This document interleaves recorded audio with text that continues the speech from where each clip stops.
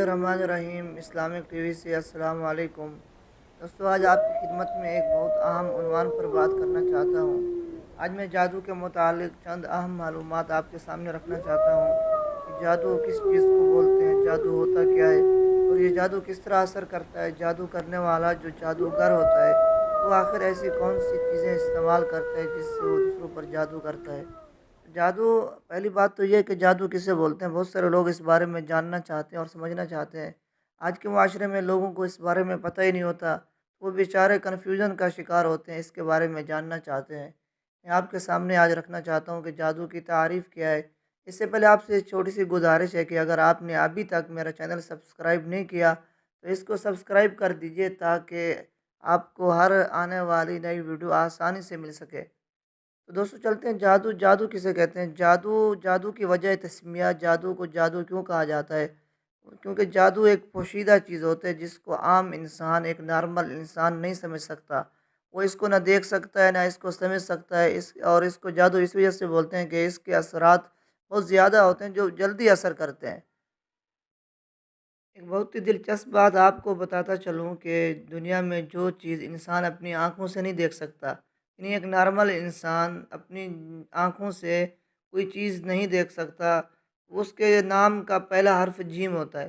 मिसाल के तौर पर आप समझ लें, जैसे जन्नत है, जन्नत का पहला हर्फ जीम है। इस दुनिया में एक नॉर्मल इंसान अपनी आँखों से जन्नत को नहीं देख सकता। इसी तरह जहन्नम है, जहन्नम का पहला हर्फ जीम है, क्योंकि इस दुनिया में इंसान अपनी आँखों से उसको नहीं देख सकता। इसी तरह जिन, तो एक नॉर्मल इंसान अपनी आँखों से जिन को इस दुनिया में कम से कम नहीं देख सकता। तो इसी तरह जादू है, जादू के नाम का पहला हर्फ जीम है। तो जादू भी वो चीज़ है जिसको एक आम इंसान अपनी आँखों से नहीं देख सकता। जहाँ तक बात है जादू की अक़साम के बारे में, तो बुनियादी तौर पर जादू की दो किस्में, जो बुनियादी तौर पर जादू की किस्में आम आवाम में मशहूर हैं और बुनियादी तौर पर जिनका ज़िक्र किया जाता है वो दो किस्में हैं। पहली किस्म हकीकी जादू है और दूसरी किस्म ख़याली जादू है। हम बात करते हैं पहली किस्म के बारे में, हकीकी जादू। ये वो जादू होता है जो अपने असरात ज़ाहिर करता है। ये जिस्म पर बीमारी की शक्ल में ज़ाहिर होता है। इससे किसी इंसान की मौत भी वाक़ई हो सकती है।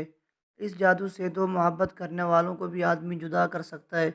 इसी तरह दो दुश्मनों को भी आपस में आदमी मिला सकता है, इकट्ठा कर सकता है, उनके दिल में मोहब्बत डाल सकता है। तो ये हकीकी जादू होता है। इस जादू के नतीजे में आदमी बीमार भी हो जाता है, आदमी की यादाश्त भी चली जाती है, आदमी के रिज़्क को भी बंद किया जा सकता है। इसी तरह दूसरी किस्म जो जादू की है, ख़याली जादू। ख़याली जादू को, ये वो जादू है जो आजकल आपने देखा होगा, जैसे लोग करतब दिखाते हैं, स्कूलों में भी आते हैं, इसी तरह मुख्तलिफ़ इदारों में ये जो मदारी लोग होते हैं, ये जादू, ये धोखाबाजी का नतीजा होता है। इसमें जादूगर कुछ ऐसी चीज़ें और इशारे इस्तेमाल करते हैं कि लोगों को गुमान होता है ये हकीकत है, हालांकि वो हकीकत नहीं होती, वो महज एक ख्याली चीज़ होती है। उसमें लोगों की आंखों के सामने शयातीन के थोड़ा बहुत उनके पास होता है, लोगों की आंखों को बंद कर लिया जाता है। अब मिसाल के तौर पर वो जादूगर अजीब अजीब हरकतें करते हैं, अपने आप को छुरी मारते हैं, इसी तरह आग को निगल लेते हैं, फिर भी उन पर असर नहीं होता। आग पे चलते हैं लेकिन उससे उनको तकलीफ़ नहीं होती, अपने आप को छुरा मारते हैं, कभी पेट में छुरा लगाते हैं। तो ये जादू की ख़याली किस्म है और इसका भी कुरान मजीद में सबूत है। सूरत आराफ में अल्लाह ताला ने फरमाया कि सहरू आयुनन नासी वस्तरहबूहुम, इन जादूगरों ने लोगों की नज़र बंद कर दी और उन पर खौफ बिठा दिया, हैबत गालिब कर दी। तो ये इस ज़माने से चला आ रहा है, शुरू से चला आ रहा है कि लोगों की नज़रों को बांध देते हैं, उनके ख़यालात पर हावी हो जाते हैं। इससे देखने वाला ये समझता है कि सब कुछ हकीकत में हो रहा है। मिसाल के तौर पर आपने देखा होगा कि जादूगर अगर आपको एक आम कागज़ देता है, फिर थोड़ी देर बाद वो इससे 1000 का नोट बना देता है, 500 का नोट बना देता है। फिर इसी तरह आपको कि लोहे का टुकड़ा, छोटा सा टुकड़ा देता है, फिर उसको सोने का सिक्का बना देता है। इसी तरह कबूतर डब्बे से निकाल लेता है। तो ये जादू की मुख्तलिफ़ अक़साम है, इसको जादू ख़याली बोलते हैं। जादू की दो किस्में आप समझ लें, एक जादू हकीकी होता है जिससे आदमी के जिस्म पर बीमारी होती है, और दूसरा ख़याली होता है जो हकीकत में कुछ नहीं होता लेकिन लोगों की आंखों के सामने ऐसे नज़र आता है। अगर जादू की तारीख़ के बारे में बात करें तो जादू की तारीख़ बहुत पुरानी है। पुराने ज़माने में भी जादू لوگوں میں عام تھا، لوگ جادو کے ذریعے اپنے کام کرواتے تھے۔ قرآن پڑھنے سے، حدیث کو سمجھنے سے اور انسانی تاریخ پر نظر ڈالنے سے آدمی کو یہ بات ہر جگہ نظر آتی ہے کہ پرانے زمانے میں لوگ جادو سے واقف تھے۔ اب قرآن میں دیکھ لیں، اللہ تعالیٰ نے دو انبیاء کا ذکر خاص طور پر کیا اور ان کے بارے میں بتایا کہ لوگ ان کو جادوگر بولتے تھے۔ حضرت موسیٰ علیہ السلام جب فرعون کے پاس بنی اسرائیل کی دعوت لے کر آئے تو فرعون نے جو سب سے پہلا الزام لگایا، کہا کہ یہ کوئی بڑا جادوگر ہے۔ تبھی تو فرعون اور اس کے وزراء نے مشورہ دیا کہ فرعون کے دربار میں جادوگروں کا اور اس موسیٰ کا مقابلہ کیا جائے، کیونکہ وہ موسیٰ علیہ السلام کو جادوگر سمجھتے تھے۔ اس زمانے میں جادو کا رواج تھا، لہٰذا وہ بھی یہی سمجھتے تھے کہ موسیٰ علیہ السلام کوئی بڑا جادوگر ہے۔ اس کے بعد دوسرے نبی ہمارے پیغمبر صلی اللہ علیہ وسلم ہیں، ان کو بھی کفار مکہ، مشرکین مکہ بولتے تھے کہ یہ محمد کوئی جادوگر ہے۔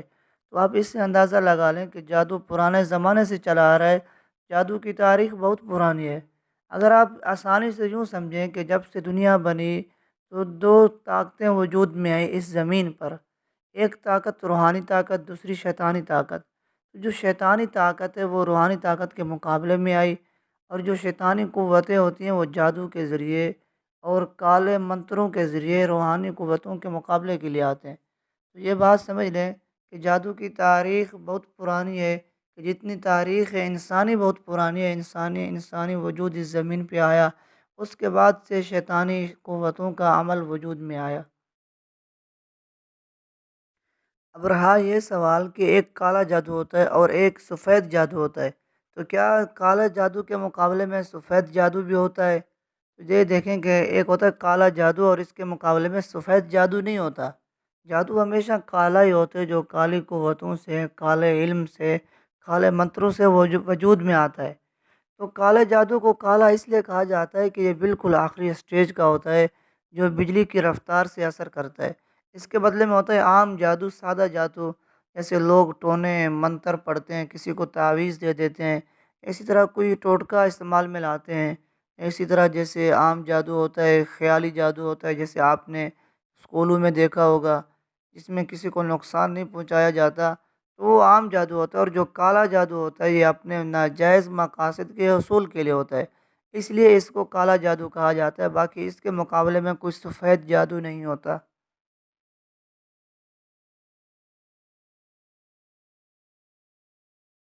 جادو کرنے والا شخص کے بارے میں اسلامی نقطہ نظر سے اسلامی شریعت میں اس کا کیا حکم ہے؟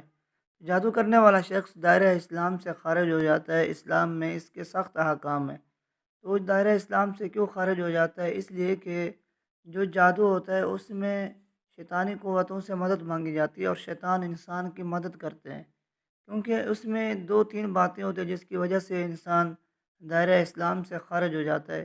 وہ اس طرح کے جادو میں شیاطینی قوتوں سے، شیطانی قوتوں سے مدد مانگی جاتی ہے، اور وہ شیطانی قوتیں مدد کرنے سے پہلے انسان سے مختلف چیزیں کرواتی ہیں۔ سب سے پہلے شرک کرواتے ہیں اللہ کے نام پہ، انسان اللہ کے ساتھ شرک کرتا ہے۔ دوسری شرط اسی طرح وہ آدمی کو گندگی استعمال کرنے کا حکم دیتے ہیں، کیونکہ جب شیاطین اور گندی قوتیں جب کسی کی مدد کرتی ہیں تو وہ سب سے پہلے اپنی شرائط سامنے رکھتی ہیں کہ ہمارے کچھ شرائط ہیں، تو جو آدمی ان شرائط پہ پورا اترتا ہے تو وہ اس کی مدد کرتے ہیں، اور جو ان کے پہ پورا نہیں اترتا تو وہ اس کی مدد نہیں کرتے۔ اب جادو کے لیے سب سے پہلے بنیادی بات ہے آدمی کا ناپاک ہونا۔ تو جادوگر بھی ناپاک رہتے ہیں، یہ لوگ نہ نہاتے ہیں۔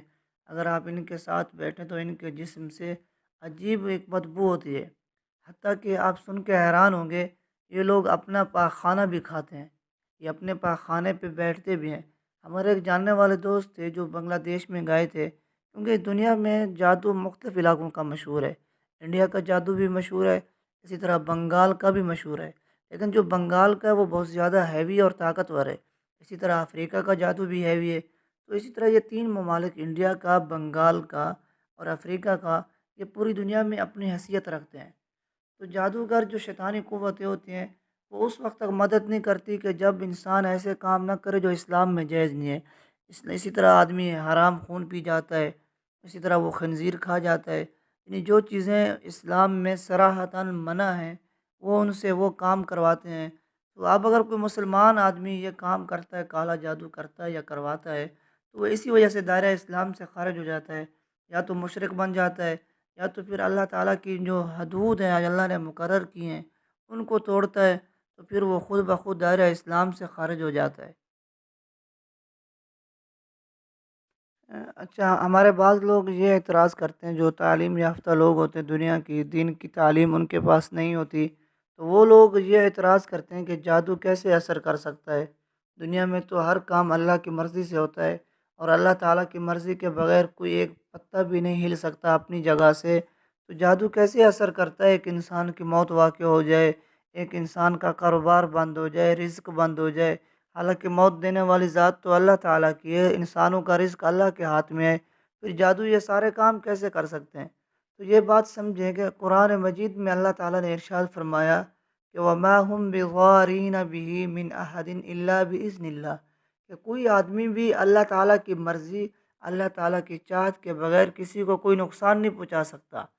تو اب دیکھیں، لیکن یہاں جادوگر کیسے پہنچاتے ہیں؟ تو اس میں دو باتیں ہیں کہ اللہ تعالیٰ جب ایک آدمی جادو کرتا ہے وہ اللہ کے احکام کو توڑتا ہے، اللہ کے ساتھ شرک کرتا ہے، حرام چیز کھاتا ہے، ناپاکی میں رہتا ہے، گندگی کھاتا ہے، تو وہ شخص جب اپنی طرف سے پہلا قدم اٹھاتا ہے تو اللہ تعالیٰ اس شخص کو سزا میں مبتلا کرنے کے لیے، اس شخص کو اپنے جرم میں مبتلا کرنے اور اس کو پھنسانے کے لیے اللہ تعالیٰ اس کے اس عمل میں تاثیر رکھ دیتے ہیں۔ تو اس کا عمل جب اثر کرتا ہے تو وہ مزید اپنی گمراہی میں آگے بڑھتا چلا جاتا ہے، مزید اپنی گمراہی میں آگے بڑھتا چلا جاتا ہے، تو اللہ تعالیٰ اس کو بطور سزا، اس کو سزا دینے کے لیے اس کے عمل میں تاثیر رکھ دیتے ہیں۔ پھر آگے دوسری بات کہ جو آدمی مر جاتا ہے یا کسی کا رزق بند ہو جاتا ہے جادو سے، تو یہ کیسے ہو جاتا ہے؟ تو دوستو دیکھیں، اگر کسی شخص کی جادو سے موت واقع ہو جائے یا جادو سے بیمار پڑ جائے، یہ بھی اللہ تعالیٰ کی مرضی سے ہوتا ہے، اللہ تعالیٰ کی مرضی کے بغیر نہیں ہوتا۔ دیکھیں، آپ اس بات کو سمجھیں کہ بہت سارے لوگ ایسے ہوتے ہیں دنیا میں جن پر جادو ہوتا ہے اور سخت ترین جادو ہوتا ہے، لیکن وہ شفا پا جاتے ہیں اور جادو سے ان کی موت واقع نہیں ہوتی۔ اسی طرح بعض لوگوں کا رزق بند کیا جاتا ہے جادو سے، بہت برے حالات ہوتے ہیں ان پر، لیکن ایک وقت آتا ہے کہ ان کے حالات صحیح ہو جاتے ہیں، تو یہ اللہ تعالیٰ کی مرضی سے ہوتا ہے۔ اگر اللہ نے کسی کے مقدر میں یہ لکھا کہ یہ شخص جادو سے مرے گا تو وہ شخص جادو سے ہی مرتا ہے، اگر اللہ نے یہ لکھا کہ یہ جادو سے شفا پا جائے گا تو وہ شخص جادو سے بھی شفا پا جاتا ہے۔ ہر چیز میں پہلے تو اول اللہ ہی کی مرضی ہے، اللہ کی مرضی کے بغیر یہ بات صحیح ہے کہ کائنات کا ایک پتا بھی اپنی جگہ سے نہیں ہل سکتا جب تک اللہ تعالیٰ کا حکم نہ ہو۔ اب سوال یہ پیدا ہوتا ہے کہ اگر کہیں کوئی شخص جادوگر ہو، جادو کرتا ہو، لوگوں کو تکلیف پہنچاتا ہو اور لوگ اس کے بارے میں جانتے ہوں کہ یہ شخص صحیح نہیں ہے، یہ اپنے کالے علم سے لوگوں کو تنگ کرتا ہے، تو ایسے شخص سے کیسے جان چھڑوائی جائے؟ ایسے شخص کی سزا کیا اسلام میں؟ تو اسلام میں اس شخص کی بہت بڑی سزا ہے۔